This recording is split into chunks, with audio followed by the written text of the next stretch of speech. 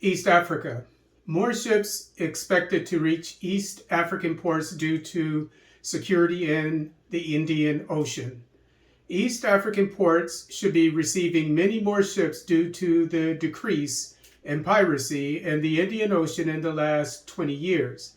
Not only should these vessels reach East African ports safely, but insurance premiums will also drop. International ships patrolling the Indian Ocean are credited with bringing security to the region. Africa. Agreement reached to create a multi-billion-dollar African energy bank. The African Export-Import Bank and the African Petroleum Producers Organization have agreed to create a multi-billion-dollar energy bank. The bank is currently needed in Africa because international investors have begun shifting from investing in fossil fuels to renewable energy.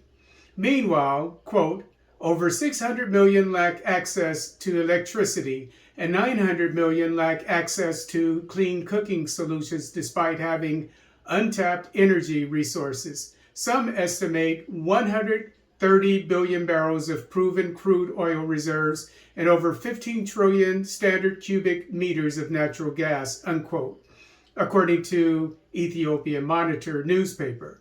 The Ethiopian Monitor also notes that investment in the African energy sector declined from $60 billion in 2014 to $22.5 billion in 2020. Nigeria. Nigerian army kills Boko Haram leader in firefight. Boko Haram leader Abubakar Sarki was killed by Nigerian forces near the Sambisa forest. Acting on intelligence, Nigerian forces intercepted the Boko Haram leader and his team while they were traveling in a convoy.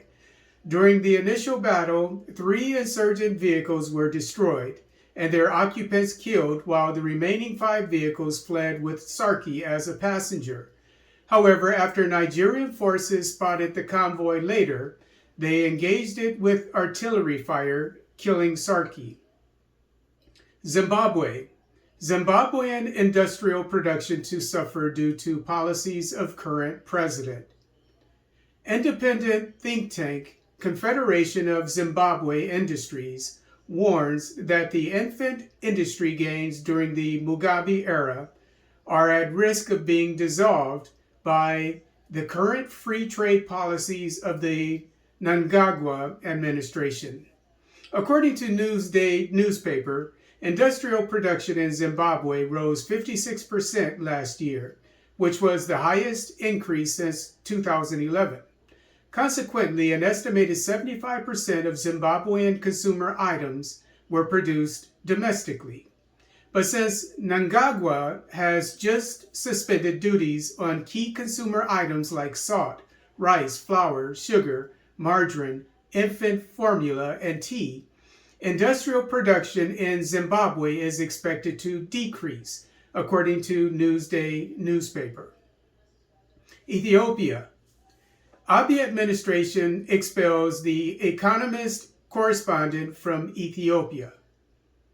Last Friday, the Abiy administration stripped the Economist magazine correspondent Tom Gardner of his media credentials and ordered him to leave the country in 48 hours because, quote, he had a mistaken approach to reporting and that he had, in some unspecified way, failed to live up to the professional ethics expected of a journalist, unquote, according to The Economist. The Economist was invited to send another correspondent to Ethiopia. In May 2021, the Abiy administration also gave the Times correspondent Simon Marks his marching orders. Gardner was covering the Tigray region, which was the source of biased reporting by the international news media in favor of Tigrayans in the early stages of the Tigray War and spurred the international No More movement.